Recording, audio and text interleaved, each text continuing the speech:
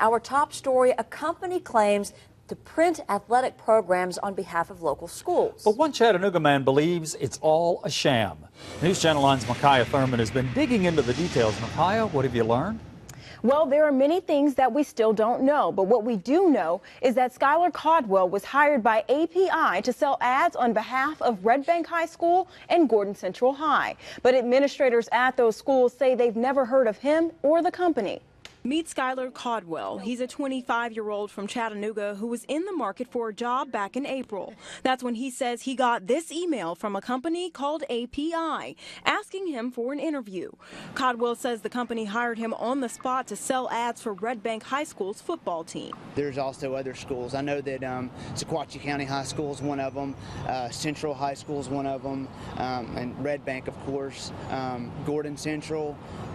There are several other schools. I didn't even see all of them. That was just the ones that I had seen on top. His first day was in April doing door-to-door sales at local businesses. While Cadwell was celebrating his new job, his mother called, warning him about websites with warnings about API. Immediately, I jumped up out of bed, walked in the living room, got on the computer, looked up everything that she said, and my mind was just blown.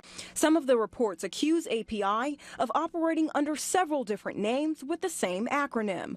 Cadwell says he was shocked to see the reports that his boss was using a fake name. So whenever I called him, I immediately started calling him Larry and just acted like that nothing was wrong, nothing was going on. And then towards the end of the conversation, I asked him, I said, do you realize that I've been calling you by Larry this whole time? And he said, yeah. And I said, what's your name? He said, Larry O'Brien. I said, oh, well, that's funny because you told me your name was Jim Anderson. That's when Cadwell called us for help. While API changed its address quite a few times, we tracked down their most recent hiring office in Kennesaw, Georgia. Hi, ma'am. Is this API? Yes, it is. But after waiting for almost 30 minutes, we were told no one was coming to meet us and to call Larry O'Brien, the CEO of API. Hi, is this Larry? We asked O'Brien about some of his business practices, but he wouldn't give up much. So what are some of the schools that you've worked with in our area? I'm not at liberty. That's confidential at this point. You know, we don't want anybody knowing who our customers are. O'Brien admitted to operating under multiple company names and changing locations on a regular basis. He says it's because he has a lot of angry former employees. People have said to me over the phone, I know where you live. Look out for your back. I'm going to come there. I'm going to rip your tongue out of your mouth. All kinds of things. O'Brien tells us the website ripoff report hurt his company, although he's been listed on several other sites too. Cadwell walked away before making any sales. As far as pay and driving to Nashville and back and then one day's worth of work, I would say probably $1,000.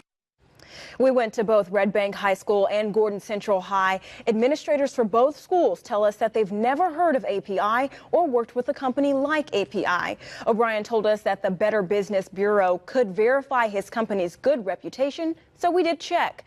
Not only is API not certified, but the president of BBB tells us that they don't even have a company report. Micaiah, in a time where jobs really are tough to come by, what's a person to do to protect themselves in a situation like this? Well, the first thing that you need to know is you need to do your research before you go to any job interview. That's the first thing you got to do. Google can be a big help as far as finding scam and ripoffs. You know, things like this happen all the time, and I guess the biggest thing is something I've learned in 25 years of consumer reporting. Folks, if it sounds too good to be true, it probably is. Yeah. Good advice from both of you. Thanks, Micaiah. Thank you.